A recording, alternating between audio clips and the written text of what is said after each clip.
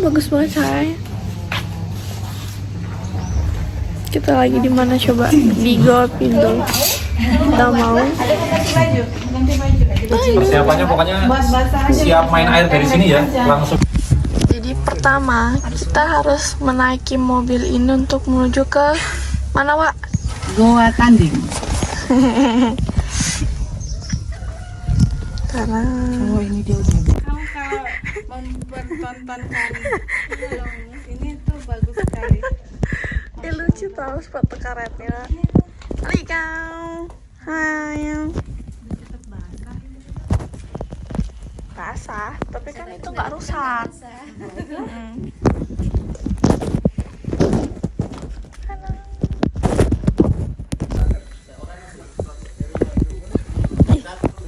Serem ting.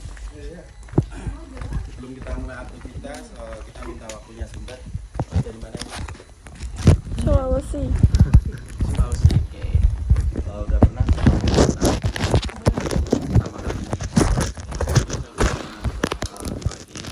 Datang ke Goa Tanding. Jadi ini merupakan salah satu penyusuran sungai bawah tanah menggunakan perahu karet yang berkonsep edukasi. Di sini nanti kita akan melakukan penyusuran sungai bawah tanah sepanjang 450 meter. Dan kita akan menempuhnya selama 2 kali karena cuma satu pintu masuk. Jadi strategi sama. Kembali lagi ke sini. Nanti total perjalanan kita kurang lebih 900 meter. Kedalaman air sungai bawah tanah ini mulai dari 1 hingga yang paling dalam 9 meter. Tapi aman ya, kita tinggal duduk di atas perahu. Bahkan kita udah safety pakai rompi pelampung.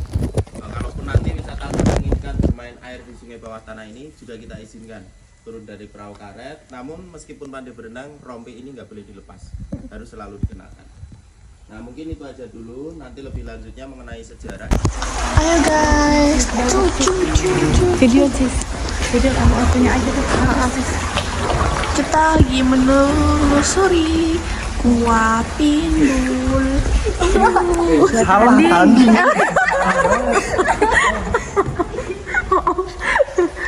Nah itu Gua Tanding. Kendari nggak ada goa. This is a cave. Terus ada Batman.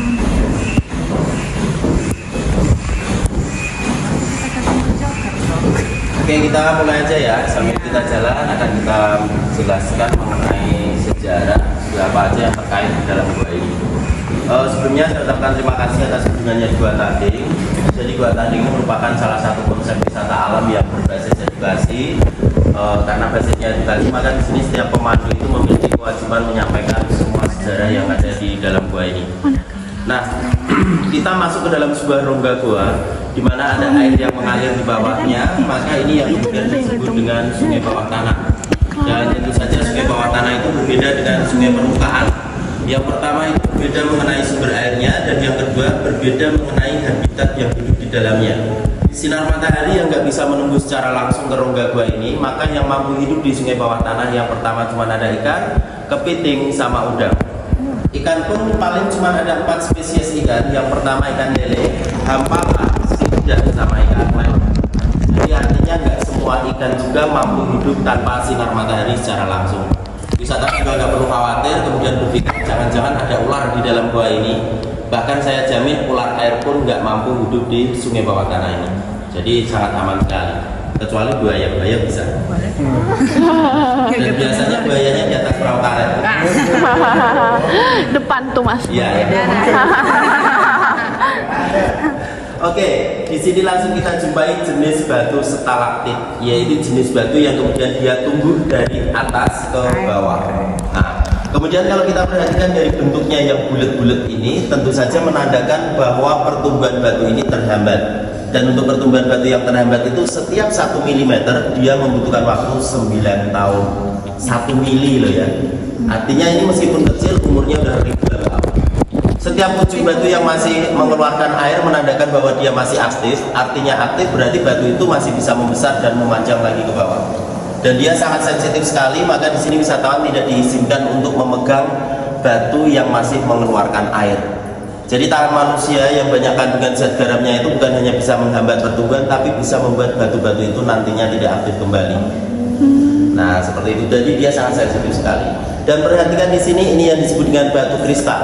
Maka ketika terkena cahaya, dia akan mengeluarkan glitter-glitter seperti ini. Dan batu ini ajaib sekali karena ribuan wisatawan ngambil batu ini setiap hari, tapi batu ini sama sekali nggak pernah bisa berkurang. Dan tiap hari diambil. Kok bisa? Bisa, mau tahu cara ngambilnya? Di foto aja, Mbak. Oh, bagus. Enggak, biasanya kalau yang ada seperti itu bukan ada air garamnya. Bukan, itu bukan karena zat garam. Justru kalau ada zat garam itu nggak bisa membuat batu itu tumbuh. Ya, karena dia bertentangan antara zat garam dan kalsium karbonat yang terdapat pada batu tersebut. Jadi kalau dia mengeluarkan cahaya itu karena zat kalsit. Jadi kalsium karbonat dan mineral karbonatnya banyak. Nah, itulah pembentukan batu kristal. Oke, kita lanjut. Nah, kalau yang seperti ini berarti dia udah tidak aktif nih, udah nggak ngeluarin air di ujung batunya. Beda sama yang ini. Nah, beda. Jadi batu-batu ini udah nggak aktif. Lanjut kita mengenai sejarah ditemukannya gua Tanding. Yang sebenarnya gua ini ditemukan tanpa sengaja karena orang menggali sumur. Jadi sumur itu di era tahun 1990 itu masih digalinya secara manual. Sampai kemudian warga setempat menggali sumur di kedalaman 16 meter. Alat yang digunakan berupa linggis itu tiba-tiba lepas dari genggamannya jatuh ke bawah. Ternyata orang tersebut tidak menemukan mata air, justru menemukan rongga gua yang di bawahnya mengalir aliran sungai bawah tanah. Nah, kemudian nama gua Tanding itu sendiri diambil dari nama penemu sekaligus pemilik sumur tersebut, namanya Harto Tanding. Jadi Tanding itu nama orang. Iya. Asli Sulawesi semuanya? Depannya enggak, Mas. Gini, tak ceritain. Jadi kalau di warga Kabupaten Gunung Kidul Yogyakarta, orang itu selalu memiliki dua nama. Artinya nama muda sama nama tua. Nah, Harto Tanding itu, Harto itu nama mudanya setelah kemudian menikah mendapat predikat di belakangnya Tanding. Dan Tanding itu nama tua dari Pak Harto. Nah, jadi gitu. Kalau orang sini itu seperti itu. Jadi kalau setelah mereka menikah itu dikasih predikat nama di belakangnya. Itu orang-orang zaman dulu, tapi kalau saya nggak mau. Tepat di bawah kita kedalaman airnya sudah mencapai 3 meter dan perhatikan di depan sini ada sebuah batu yang muncul dari permukaan air. Jadi batu ini merupakan batu yang pertama sekaligus batu ini merupakan proses pembentukan rongga gua. Di mana batu yang ada di bawah kita ini besar ya, batunya besar ya. Bukan hanya yang tampak di permukaan, karena kedalaman di bawah kita ini 3 meter. Nah, batu ini proses pembentukan rongga gua di mana jutaan tahun yang lalu batu yang ada di bawah kita ini sebenarnya nempel tepat di dinding di atasnya sini. Terjadi aktivitas geologi mengakibatkan batu yang ada di atas itu crack. Akhirnya batu itu lumpuh ke bawah. Dan ini yang disebut dengan proses pembentukan rongga gua yang pertama. Gua Tanding ini pernah mengalami 2 kali proses pembentukan rongga gua. Proses selanjutnya yang di atas kita nih, atap guanya berlubang-lubang kayak sumur terbalik kan ya. Kira-kira sampai di sini wisatawan ada yang tahu nggak kenapa kok ada lubang-lubang di atap gua? Coba tebak. Batunya udah jatuh ke bawah. Oke, ada lagi mungkin? Kira-kira kenapa? Baik, tempat kita berada ini, kita tepat berada di kawasan Kabupaten Gunung Kidul Yogyakarta. Di mana Kabupaten Gunung Kidul Yogyakarta itu jauh sebelum ada peradaban manusia tinggal di sini, tempat kita berada ini merupakan dasar laut dangkal. Tempat kita ini dulunya lautan.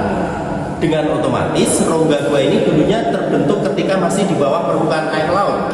Nah, kemudian lubang-lubang di atas kita seperti sumur terbalik, dia terkikis karena pusaran-pusaran air laut ketika masih di dasar laut. Nah, pusaran air itu mengikis atap gua di atas kita, semakin lama terkikis maka terbentuklah rongga gua yang kedua. Itulah proses pembentukan rongga gua. Yang pertama abrasi, runtuhnya batu dari atapnya, yang keduanya itu karena pusaran air yang mengikis atap gua. Nah, ini lihat nih. Nah, banyak lubang-lubang di sini karena dia terbentuk oleh pusaran air. Dan saat ini kita masuk ke dalam sebuah rongga gua yang mana memiliki sejarah terbentuk di dasar laut. Tentu saja dia memiliki keistimewaan. Dan keistimewaan itu tentu saja terdapat pada tekstur rongga guanya. Perhatikan atap gua yang teksturnya tidak beraturan, tinggi rendah, berlubang-lubang, itu nggak akan pernah kita jumpai di gua yang terbentuk di daratan. Iya, karena kalau gua terbentuknya di daratan, tekstur rongga guanya atapnya itu cuma flat, rata-rata aja. Nah, kalau yang tidak beraturan seperti ini karena dia terbentuk oleh air. Sekarang perhatikan di atas kita, di sini banyak sekali kelelawar, dan di Gua Tanding ini ada 2 spesies kelelawar yang hidup di dalamnya. Untuk spesies yang pertama seperti tempat di atas kita, yang mana ukurannya kecil, warnanya hitam. Biasa kalau warga sini nyebutnya kampret. Kampret aja ya, nggak boleh dikasih akhiran lo ya, nggak boleh. Apalagi nyebut kampretnya jangan sekali-kali sambil tengok ke belakang. Soalnya bisa terbalik nih nanti. Nah, kemudian untuk yang keduanya yang memiliki ukuran tubuh yang lebih besar, warnanya agak kecoklatan, warga sini biasa nyebutnya codot. Jadi kalau codot itu jenis kelelawar yang ukurannya lebih besar dan dia merupakan spesies kelelawar pemakan buah. Nah, kalau kampret ini merupakan spesies kelelawar terkecil di dunia, yang mana dia merupakan spesies kelelawar pemakan serangga. Jadi kalau yang kecil-kecil ini makannya serangga. Jadi kelelawar ini merupakan hewan yang aktif di malam hari. Kalau kita malam masuk gua, kita nggak akan jumpai kelelawar ini, karena kelelawar ini akan terbang keluar mencari makan. Meskipun dia terbang, dia memiliki sayap, namun dia bukan binatang unggas melainkan hewan mamalia. Dia itu beranak dan dia menyusui. Jadi nggak bertelur kelelawar. Meskipun ukuran kecil seperti ini, kampret kecil ya, namun dia mampu bertahan hidup sampai 20 tahun. Dan setiap satu betina kelelawar ini hanya mampu menghasilkan 3 ekor anak setiap tahunnya. Jadi proses reproduksinya cukup lama. Nah, dan dia kalau kemudian ini kita masuk di siang hari, tapi kok mereka ada yang terbang. Mereka yang terbang itu terganggu adanya aktivitas manusia di bawahnya. Jadi kelelawar itu akan kemudian bereaksi ketika mendengar suara keras. Nah, coba kakak yang di depan tepuk tangan coba. Tepuk tangan coba. Nah, dia bereaksi karena suara keras. Ya, jadi kalau terkena suara, dia dengar suara, ya akan terbang. Oke, kita lihat di depan sana. Kalau kita tutup lampu sebentar ada cahaya. Namun ini masih terlalu pagi jadi cahaya nampak. Dimana cahaya itu ada karena ada lubang vertikal di atasnya. Jadi kalau lubangnya di depan sana itu sengaja dibikin supaya di dalam gua terjadi adanya sirkulasi udara. Jadi biar nggak pengap, maka dibikinlah lubang sirkulasi udara. Ketebalan atapnya itu 10 meter dan bulunya juga digali masih secara manual. Jadi nggak menggunakan bor itu. Jadi 10 meter itu kalau kemudian di sana ada air, itu air apa? Itu bukan air hujan, juga bukan air yang keluar dari permukaan tanah paling atas. Nah, dulu waktu digali, kemudian mendapatkan baru 5 meter, keluarlah mata air itu. Jadi yang netes dari atas itu merupakan mata air. Dan itu saya jamin airnya air bersih. Nanti wisatawan di sini bisa membuktikan. Setelah sampai di bawahnya lihat ke atas, air itu hanya jatuh di 5 meter ke bawah. Untuk dinding 5 meter ke atasnya itu kering. Jadi dinding 5 meter ke atasnya itu kering. Jadi air ini hanya jatuh di 5 meter. Saya nyatakan bahwa ini air bersih karena ini merupakan air yang keluar dari pori-pori batu. Lihat ke atas sana, ya kan? Dinding 5 meter ke atasnya kering. Dia hanya mengalir di dinding 5 meter ke bawah. Ini bisa langsung diminum. Ini yang kemudian disebut dengan air mineral, yaitu air yang keluar dari pori-pori batu. Kalau kita langsung minum lidah kita, saya jamin airnya manis. Oke, di depan kita ini merupakan rongga yang tersempit, namun tempat yang paling sempit ini masih bisa bersisian 2 perahu. Sekaligus rongga yang paling sempit ini merupakan atap guanya yang paling tinggi. Jarak mulai dari permukaan air sampai atas sana 11 meter. Dan tepat di bawah kita kedalaman air sudah mencapai 5 meter.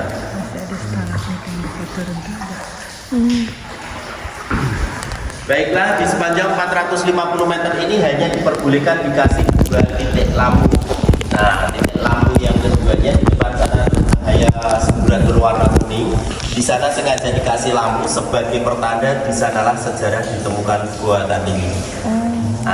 Jadi Pak Tanding itu dari sumurnya di sana.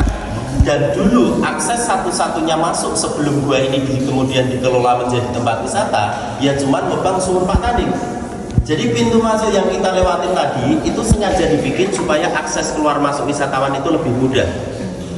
Jadi dulunya itu lubang satu-satunya di sana, nggak ada lubang yang lain. Nah, jadi memang ada 3 lubang yang itu memang sengaja dibikin karena ada maksudnya. Tapi keseluruhan rongga Gua Tanding ini di sini semuanya alami, artinya nggak ada tempat yang sempit dilebarkan, atap yang rendah ditinggikan, nggak ada. Baik, banyak hal yang kita jumpai, hal yang unik yang kita jumpai di dalam gua yang terbentuk di dasar laut. Salah satunya tadi atap gua yang berlubang-lubang itu karena pusaran air. Sekarang perhatikan di sini nih, atap guanya rata kayak begini, dari sini sampai ujung sana. Kira-kira ada yang tahu nggak kenapa atapnya bisa seperti ini?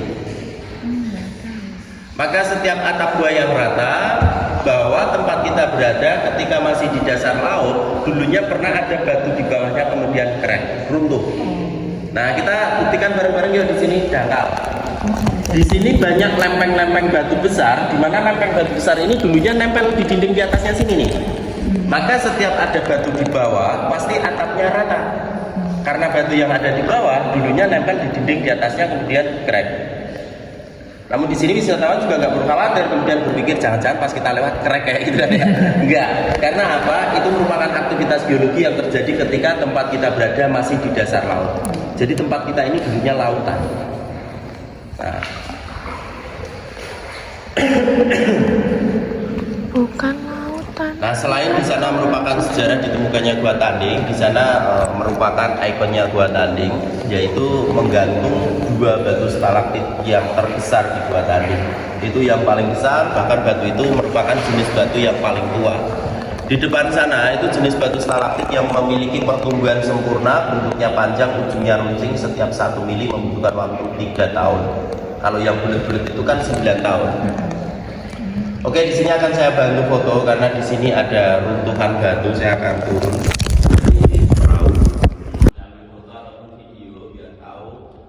Ini lubang bersejarah di mana Pak Tanding yang tanpa sengaja ingin mencari mata air dengan menggali batuan yang ada di halaman belakang rumahnya. Namun ternyata nggak mendapatkan mata air, justru mendapatkan lubang itu. Nah, masnya bisa tepat di atas, lihat ke atas.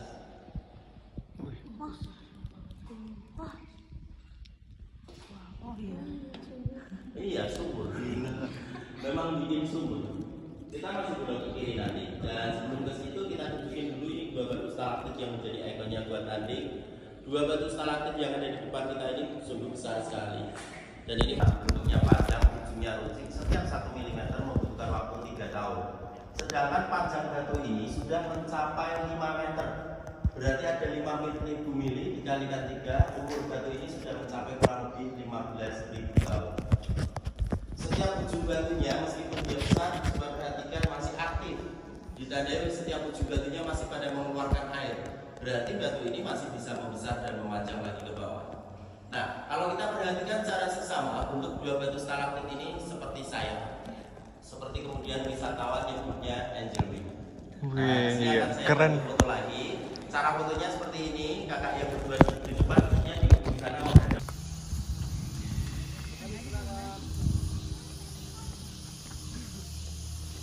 Agak maju lagi, Bu, boleh? Ayo, kita mau foto.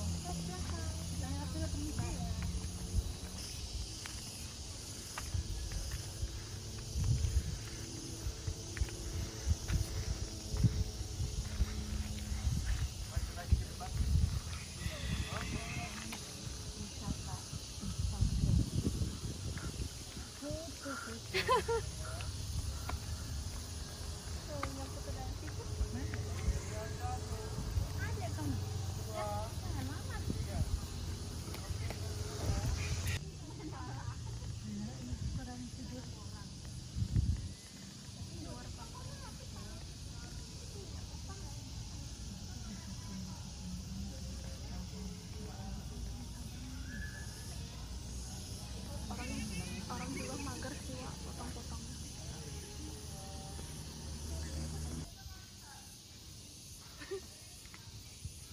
Satu, dua.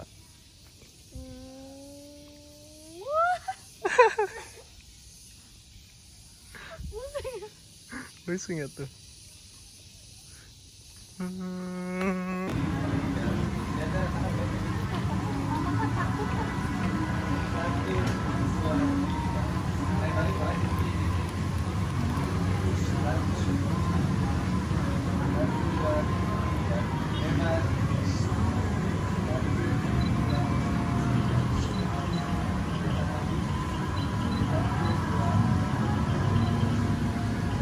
Pegang Belakang tangannya terkait gitu.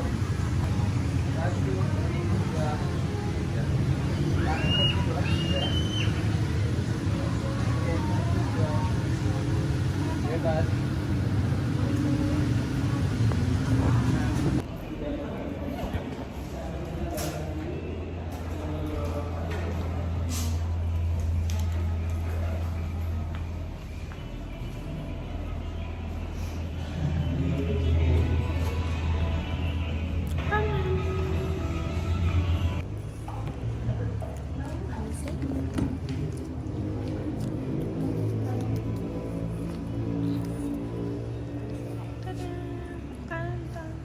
Silakan untuk free stickernya sama stiker. Terima kasih. Free stiker. Silakan sebelah sini teman-teman.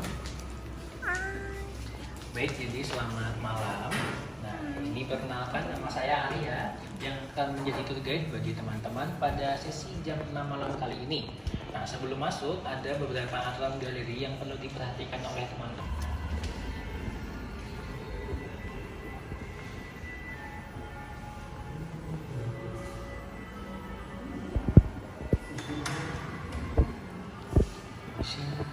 Baik teman-teman, selamat datang di ruangan yang pertama yaitu lini masa. Nah, di sini kita akan melihat bagaimana perjalanan Lokananta dari awal berdiri hingga sekarang tahun 2024. Nah, untuk awalnya itu ada di sini teman-teman. Tahun 1956 itulah Lokananta pertama kali yang berdiri.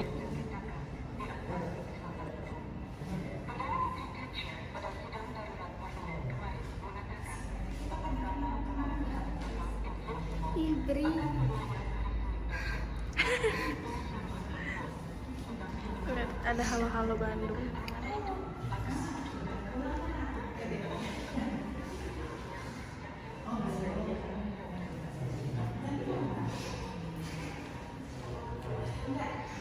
Baik, teman-teman, ini awalnya ada di Keraton Jogja. Jadi itulah asal usulnya.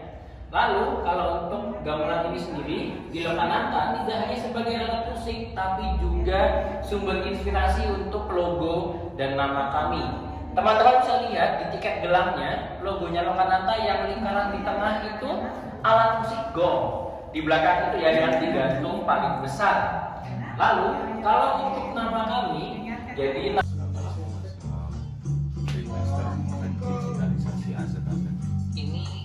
kalau saya ngobrol sama yang petugas arsipnya itu tergantung dari misalnya sih kayak misalkan kalau yang kecil-kecil itu mungkin beberapa jam cukup, dan itu pun kadang kan ada yang harus diulang mas. Jadi karena kita kan kalau ada gak masuk dikit diulang dari awal, tapi kalau yang kayak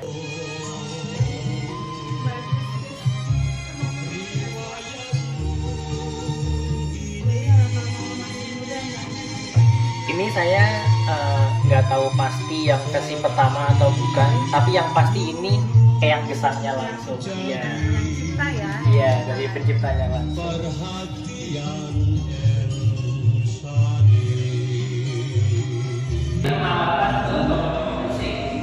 Tadi teman-teman masuk galeri melihat ada mobil warna merah di depan. Nah, itu adalah mobil asli yang digunakan oleh karyawan Lokananta dulu untuk berkeliling. Nah, silakan mungkin teman-teman mau foto-foto atau lihat deskripsi alam-alam yang di tengah. Halo semuanya, jadi kita udah selesai tour di Lokananta. Itu cuplikan dikit aja. Ini lagi hujan, bagus banget.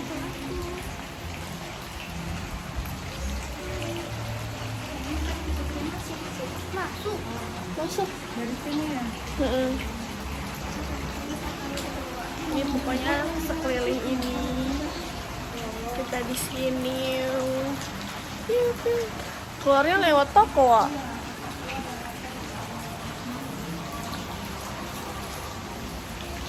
Hehehe.